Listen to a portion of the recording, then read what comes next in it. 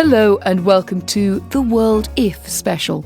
I'm McElvoy, Senior Editor and Head of Economist Radio. The Economist has just published an assortment of circumstances, whimsical projections and oddball prophecies from the worlds of politics, business and technology.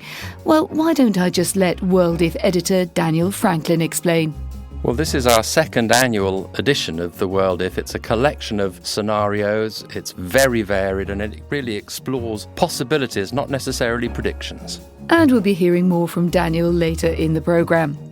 So The World If looks at some intriguing possibilities for the months ahead, some plausible and some perhaps not quite so plausible, but they challenge us with a few just imagine ideas. So what if Donald Trump was president? They were kind of chucked out of the White House and the TV cameras and the press saw them standing without their coats, shivering, waiting to be picked up by their drivers. The oceans were see-through. A sort of virtual floating city suspended in midair. Or our main financial systems were hacked. There is a shift from simple hit-and-run bank robberies to very sophisticated and potentially very, very damaging attacks. But first, President of the United States of America, Donald J. Trump. I will build a great wall on our southern border, and I will have Mexico pay. I drop a 25% tax on China. Total and complete shutdown of Muslims entering the United States. David Rennie, our Washington bureau chief, joins me now. So, David, we heard some pre-election promises there. We're 100 days into the Trump presidency and those sky-high approval ratings that we saw on that glorious inauguration day have tumbled. So has the shine on the belligerent blonde finally worn off? Well, the fascinating thing is that Donald Trump has actually, if you look at what he's really done in terms of keeping his promises to get tough with the world and put America first, he's been relatively cautious. But the problem is that some of the biggest players on the global scene, particularly Russia, Mexico and China, have taken what some of Trump's opponents are calling preemptive strikes against him and have effectively made it pretty clear to him that he doesn't get to just do exactly what he wants and that other countries also get a say. And how has he responded to that? Well, there's been a lot of dithering. He began with this kind of big domestic push to show what a tough guy he was, and in particular, he summoned a whole bunch of the biggest business leaders in America to a summit in the middle of a blizzard in the White House just a few days after taking office, and essentially told them on the spot to promise to bring production back to America. And when two of the big CEOs from Apple and from Boeing refused, they were kind of chucked out of the White House and the TV cameras and the press saw them standing without their coats, shivering, waiting to be picked up by their drivers. So that looked fantastic. We've also seen the big car makers, General Motors and Ford, facing brand new tests about their exhaust emissions, and Chinese punters have been told maybe wait to buy an American car until we finish these tests. And prior to his inauguration, Trump espoused very tough rhetoric on immigration. He was going to build that wall that we heard so much about. So he set out his agenda to do just that, build the wall between America and Mexico. Give me your take on how all that is working out. So it's smoke and mirrors. Donald Trump appoints Sheriff Joe Arpaio, who's a kind of iconic anti-immigration tough guy sheriff from Arizona, puts him in charge of a committee to work out how to build the wall. And there's lots of kind of saber-rattling rhetoric. But in fact, in the real world, Mexico has quite a lot of power over what happens on the American border. Two big things happen. The Mexican president says that he has discovered that there are American drug enforcement agents operating in Mexico without permission. So he kicks all the American liaison agents out of Mexico. So the Americans go blind, really, in terms of a lot of intelligence cooperation. There's also, if you remember the crisis of summer 2014, when there were thousands of Central American children on the border in Texas, they're coming back because Mexico is opening the floodgates effectively to Central American children. And again, that's expected summer 2017 to be a major crisis for Donald Trump. So we're only 100 days into that Trump presidency. Seems fair to say that he's failed to deliver on a lot of his pre-election promises. What has he delivered on? Well, he's delivered on a lot of domestic rhetoric, and initially he was very popular. But Donald Trump has learned that he can declare that America comes first, but that other countries and the rest of the world get to vote. Thank you, David Rennie. And to our listeners, if you've any thoughts on our world if scenario, the world versus the Donald, you can tweet us at Economist Radio or email us radio@economist.com. Next we move underwater and ask, what if the oceans were transparent? As it stands, our rather opaque seas cover the majority of our planet's surface, meaning that we know far less about it than perhaps we should. But if this were to change, what would we see and what might we do about it? Daniel Franklin is editor of The World If, and he is here with me in the studio to talk us through our glorious, possibly transparent future. Daniel, if we were to look at a transparent ocean instead of a nice murky blue-grey one, what would we see? Well, it could be rather poetic and dramatic. You'd first of all see, for example, a thin layer of plankton that does an awful lot of work to absorb carbon, much more than people realise, but invisibly so largely. You'd see ships semi-suspended in nothingness, a sort of virtual floating city suspended in midair.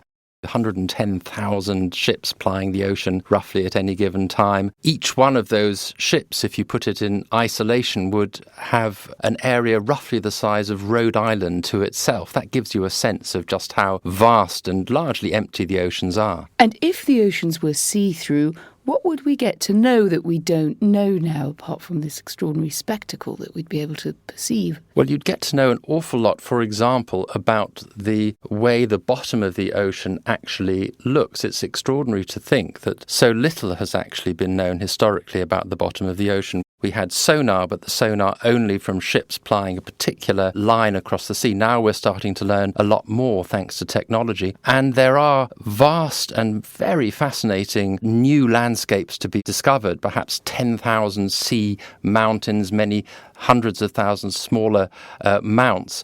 And these collectively would be an extraordinarily interesting ecological zone, perhaps the size of Europe, that we know nothing about or next to nothing about. This is a science-y piece, but it also has an environmental slant. And what do you reckon would change about our relationship with the ocean if we were able to look through it? Well, there are a number of environmentally important aspects of being able to see through the sea. One is to know what we're doing to the creatures living in the sea, and various scientific techniques can be very helpful in monitoring that. But there's also these great undiscovered territories that could actually be put to the service of mankind if we knew how to husband them correctly and knew exactly what was there. And it's not just an environmental piece, I would say, it's also a strategic piece, because what lies beneath the ocean has become a strategic question, especially in an era where submarines play such an important part. Strategic in what sense? Strategic in the sense that the ability of submarines to hide in the ocean is fundamental to their usefulness. And if you ever got to a stage where the oceans really were fully see-through, then that strategic advantage would disappear. We're not anywhere near there yet, but it's starting to be possible to imagine the day when we would get there. And I just got the feeling you're quite excited about this piece. You've got a lot of pieces saying things that might go on in the world, but this one is a bit different, isn't it? It's in a way slightly more counterfactual. What did you like about it? What I particularly like about this piece is that it makes fantastic use of the question, what if? It really brings together a view of the ocean that you would otherwise never get. It brings in all these questions of science, yes, but also the poetry of it, the strategic questions, the ecology of it. And the result is, I think, a stunningly original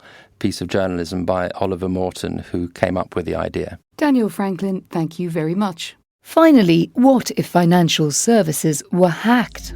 Greetings, world, and greetings, global banking cartel. We are anonymous.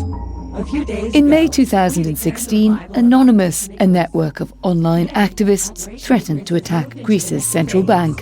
For today, we have continuously taken down the website of the Bank of Greece.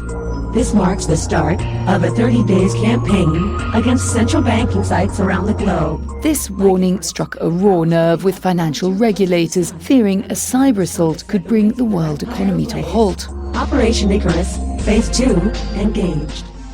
Sasha Nauta, our finance correspondent based in Amsterdam, is on the line with me now. So, Sasha, rather than just threatening a cyber attack, we've actually seen a few of these on smaller scale in the recent past. What do they tell us? Well, Anne, we've seen small cyber attacks for quite a while, particularly just stealing small amounts of money from banks and other financial institutions. But what's made it really interesting recently, and one of the reasons why we've written about this, is that the attacks have become far more sophisticated. And in fact, in two recent attacks, one on the Central Bank of Bangladesh in February, criminals were able to get into the more difficult parts of the financial institutions, which sort of spell out a whole new type of attack, which I suppose you could say is a shift from simple hit-and-run bank robberies to sort of more Ocean's 11, Ocean's 12, very sophisticated and potentially very, very damaging attacks. What could cyber attacks do in terms of attacking a whole financial system, not just your common old garden heist using cyber technology? So the thing regulators really worry about is not an attack on just your bank around the corner or even an attack that's aimed at getting a lot of money, but it's an attack that is aimed to take down the whole system. Now, there's a very good target for this type of attack, and it's called financial market infrastructure. And these are systems such as clearinghouses or payment systems which underlie our financial institutions. So our banks are all connected by them, kind of like a plumbing, and they're very invisible to us in our day-to-day, but they make sort of the smooth flow of money possible. Now, if you were able to get into one of these institutions or perhaps into multiple institutions and then manipulate the data, well, then all hell would break loose. And how might the attack happen? Would it be the kind of phishing attack, phishing with a PH, we're often warned about by our banks or our email providers, or would it be something rather different?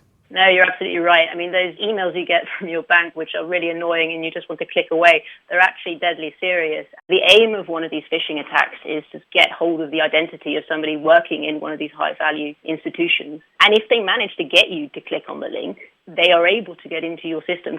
And once they're into you as an employee, into your identity, well, then they can get into the bank or into the financial institutions system. And that sort of leads to step two. And step two is planting spyware on the one hand, which is a way of looking over the shoulders of the institution and looking at the nuts and bolts of how it works. And secondly, once they get to know the institution, they'll start planting so-called booby traps.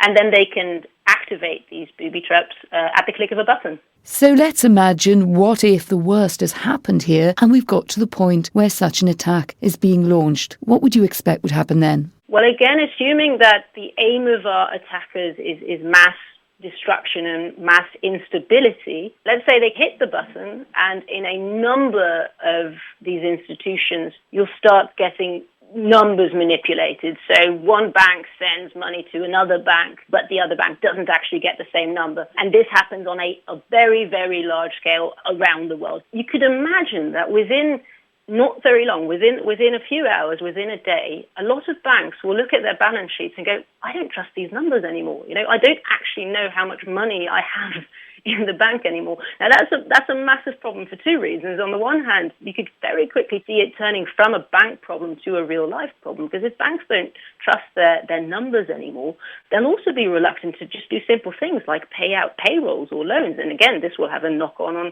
how businesses run, how supply chains run, how trading is done, etc. Now, the really worrying thing with all of this is that the system not being trusted sounds an awful lot like what happened in 2008. You could imagine something similar happening here, where even if not all institutions are impacted, if the word were to spread that the system is manipulated, that some of the numbers can't be trusted anymore, a lot of people will run for their money. And this is where central banks get terrified, because then the main fear is that banks become insolvent. Sasha Nauta on a worst-case financial nightmare there. Thank you very much. That's all for this World If special. Do join us again next week for the week ahead, which will return to its usual Friday slot. I'm Anne McElvoy, and what if you joined us again? Goodbye.